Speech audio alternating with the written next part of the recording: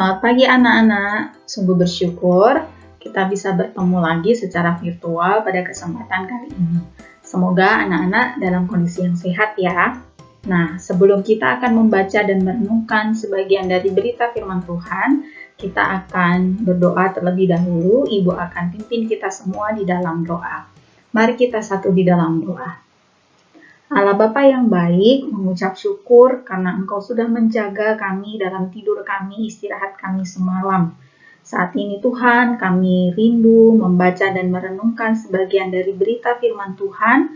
Kiranya Engkau yang membuka hati dan pikiran kami sehingga kami boleh tertuju hanya kepada Tuhan. Biarlah kiranya firman tersebut dapat tertanam dengan baik di dalam hati kami masing-masing dan kami dapat melakukannya dalam kehidupan kami sehari-hari. Di dalam nama Tuhan Yesus kami berdoa dan bersyukur. Amin. Nah, anak-anak, di kesempatan hari ini kita akan bersama-sama belajar dari seorang tokoh bernama Ayub. Kita akan melihat perjalanan iman Ayub. Nah, silakan anak-anak menyiapkan Alkitabnya. Kita akan sama-sama membaca dari Ayub 1 ayat 1 sampai 22. Jika anak-anak sudah menyiapkan Alkitabnya masing-masing, Ibu akan membacakan bagi kita semua dari sini. Anak-anak bisa mengikuti dari rumah masing-masing. Ayub 1 ayat 1 sampai 22. Ada seorang laki-laki di tanah Uz bernama Ayub. Orang itu saleh dan jujur. Ia takut akan Allah dan menjauhi kejahatan. Ia mendapat 7 anak laki-laki dan 3 anak perempuan. Ia memiliki 7.000 ekor kambing domba, 3.000 ekor unta, 500 pasang lembu, 500 keledai betina, dan budak-budak dalam jumlah yang sangat besar. Sehingga orang itu adalah yang terkaya dari semua orang di sebelah timur. Anak-anaknya yang lelaki biasa mengadakan pesta di rumah mereka masing-masing menurut giliran. Dan ketiga saudara perempuan mereka diundang untuk makan dan minum bersama-sama mereka. Setiap kali apabila hari-hari pesta telah berlalu, Ayub memanggil mereka dan menguduskan mereka. Keesokan harinya, pagi-pagi bangunlah Ayub, lalu mempersembahkan korban bakaran sebanyak jumlah mereka sekalian. Sebab pikirnya, mungkin anak-anakku sudah berbuat dosa dan telah mengutuki Allah di dalam hati. Demikianlah dilakukan Ayub senantiasa. Pada suatu hari datanglah anak-anak Allah menghadap Tuhan dan di antara mereka datanglah juga iblis.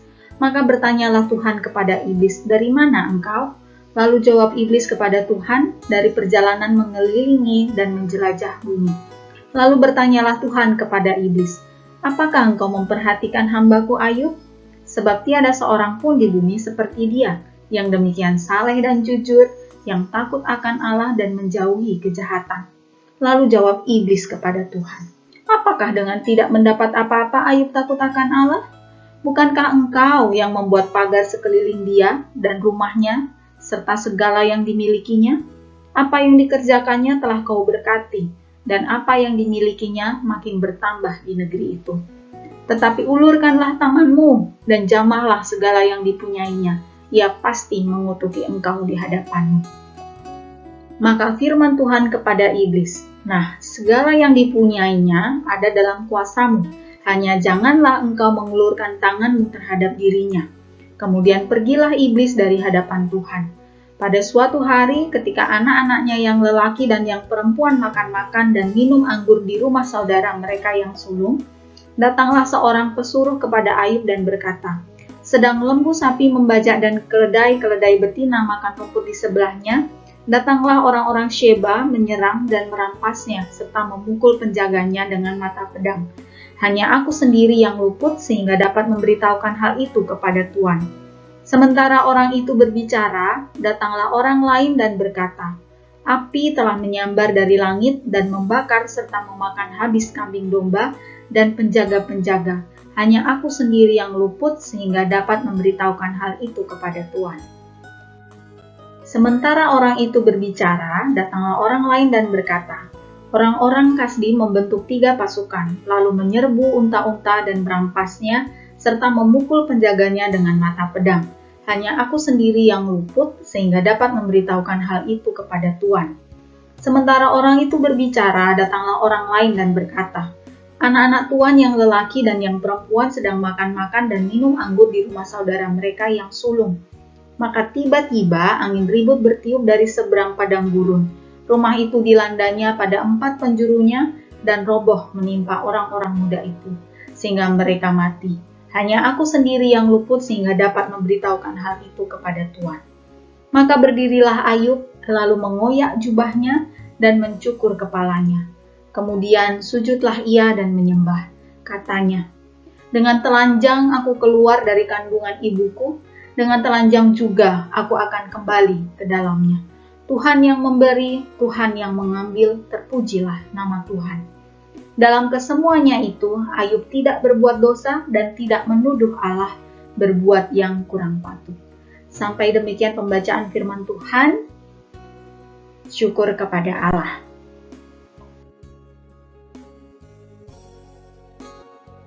Setelah kita membaca Ayub pasal 1 ayat 1 sampai 22, kita akan mendapati tentang siapakah Ayub ini.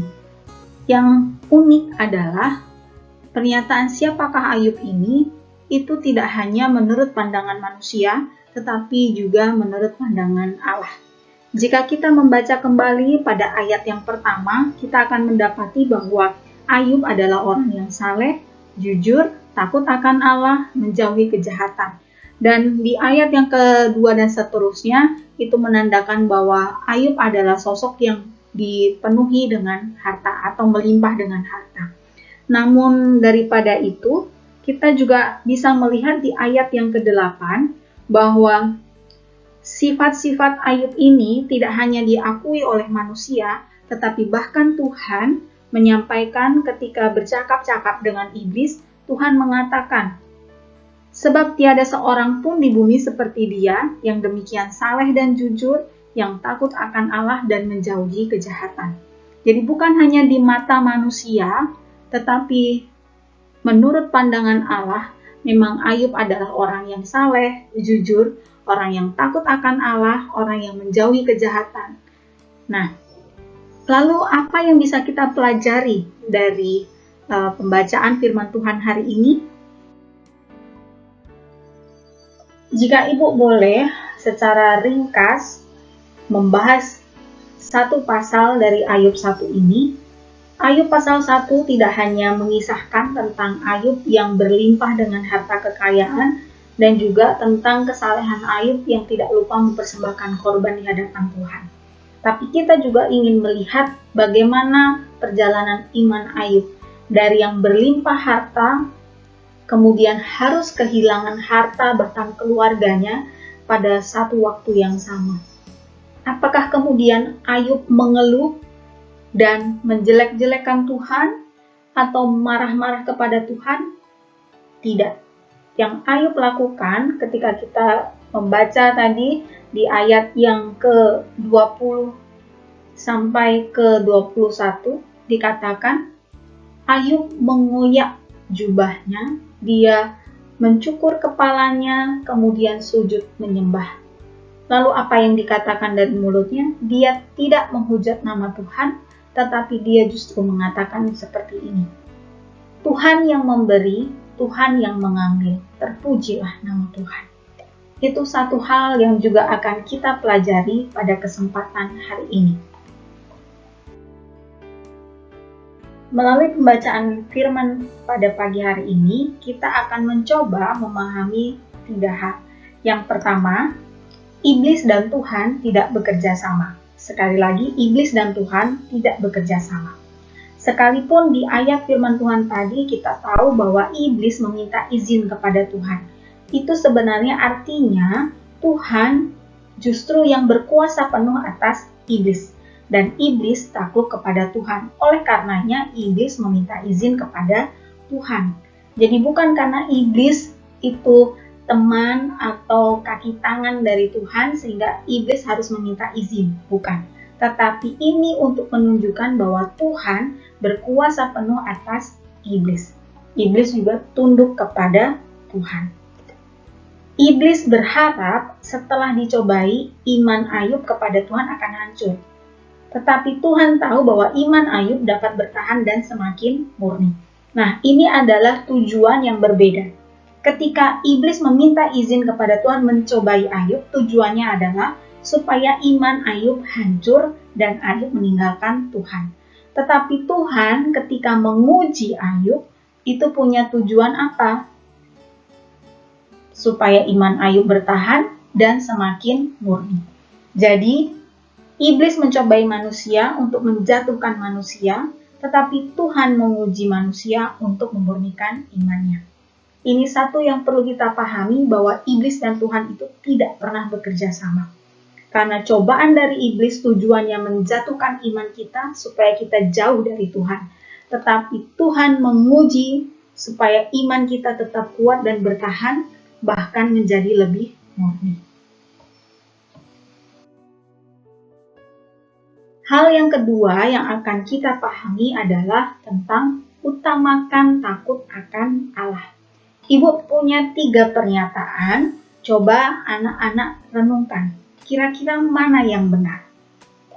Yang pertama, Ayub takut akan Allah supaya ia diberkati. Yang kedua, karena Ayub diberkati, ia mau takut akan Allah. Kemudian yang ketiga, Ayub yang takut akan Allah menjadi penyebab segala keberhasilan yang ia miliki. Coba, kalau kita renungkan, kita baca lagi baik-baik 3 pernyataan ini, mana yang benar? Apakah betul Ayub takut akan Allah supaya ia diberkati? Atau yang kedua, karena Ayub diberkati, maka ia takut akan Allah? Atau justru yang ketiga, Ayub yang takut akan Allah itu menjadi penyebab segala keberhasilan yang ia miliki. Jika anak-anak memperhatikan, untuk yang pertama, pernyataan pertama dan kedua, fokusnya adalah di harta. Karena mau diberkati, mau mendapat kelimpahan, maka takut akan Allah. Atau kalimat yang kedua, karena sudah diberkati, maka saya takut akan Allah. Jadi fokusnya bukan tentang Allah, tetapi tentang berkat atau kelimpahan. Itu pernyataan pertama dan kedua. Jadi pernyataan yang benar adalah yang ketiga. Ayub yang takut akan Allah menjadi penyebab segala keberhasilan yang ia miliki. Jadi fokusnya itu hidup bukan pada kelimpahan dan harta. Tetapi fokus hidup Ayub adalah takut akan Allah. Jadi bukan harta dan kelimpahan yang menjadi utama, tetapi takut akan Allah yang menjadi utama. Hal yang ketiga yang akan kita coba pahami berkaitan dengan perjalanan iman Ayub adalah bahwa ada ujian bagi orang percaya. Anak-anak harus terus mengingat bahwa setiap orang percaya atas seizin Tuhan pasti akan mengalami ujian dari Tuhan. Tapi kita perlu mengingat bahwa ujian dari Tuhan bertujuan untuk memurnikan iman kita kepada Tuhan. Jadi sudah siapkah iman kita ketika Dia menguji kita? Anak-anak perlu mengingat apa yang disampaikan oleh Rasul Paulus di Efesus berkaitan dengan perlengkapan senjata iman. Kita harus memilikinya. Jadi hal-hal yang kita perlu kerjakan adalah teruslah bersekutu dengan Tuhan, teruslah berdoa, dan teruslah membaca firman Tuhan. Karena dengan demikian, iman kita akan bertumbuh dan kita akan menjadi semakin berharap dan berpegang kepada Tuhan. Dengan demikian, jika Tuhan mengizinkan kita juga mengalami ujian, maka iman kita tidak akan rapuh dan kita akan bisa seperti Ayub yang kuat menerima ujian. Belajar dari perjalanan iman Ayub, Ibu Rindu membagikan 2 seruan agung Ayub yang juga dituliskan di Ayub 1 ayat 21b dan Ayub 2 ayat 10b. Tuhan yang memberi, Tuhan yang mengambil, terpujilah nama Tuhan. Apakah kita mau menerima yang baik dari Allah tetapi tidak mau menerima yang buruk? Dari 2 seruan ini kita bisa sama-sama menyadari bahwa takut akan Allah adalah yang utama. Mengapa demikian? Karena dengan takut akan Allah, bahkan ketika Tuhan mengizinkan hidup kita diuji, iman kita diuji, maka karena takut akan Allah sudah menjadi bagian dalam hidup kita, iman kita akan tetap bertahan, iman kita tidak akan goyah, dan kita tidak akan mudah menyalahkan Allah, bahkan berpaling daripada Allah. Jadi anak-anak belajar dari kisah Ayub ini, kita boleh sama-sama mengutamakan takut akan Allah, karena Tuhan sendirilah yang nanti akan menguatkan kita, membuat iman kita bertahan dan membuat iman kita tidak goyah dalam menghadapi setiap ujian dalam kehidupan kita. Ya, saat ini Ibu mengajak kita semua untuk merefleksikan dan merenungkan dua pertanyaan. Yang pertama, hal apakah yang terpenting dalam kehidupan kita selama ini? Berkat Tuhankah atau Tuhan yang memberkati? Mari kita refleksikan dan renungkan ini baik-baik sambil melihat seberapa jauh iman kita kepada Tuhan. Kiranya pembacaan dan perenungan firman Tuhan kali ini bisa memberkati kita semua. Ibu akan pimpin kita di dalam doa. Mari kita berdoa.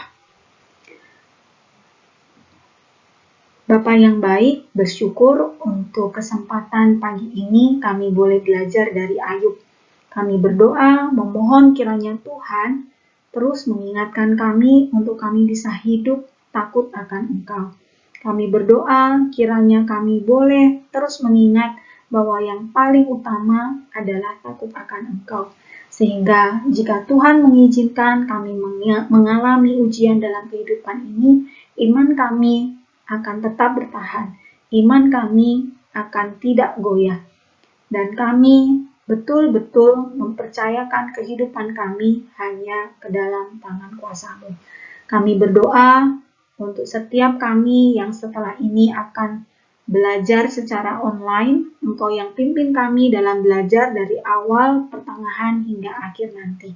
Di dalam nama Tuhan Yesus kami berdoa. Amin. Terima kasih sudah mengikuti devosi pada pagi hari ini. Tetap semangat, selamat belajar. Kaulah sukacitaku, kaulah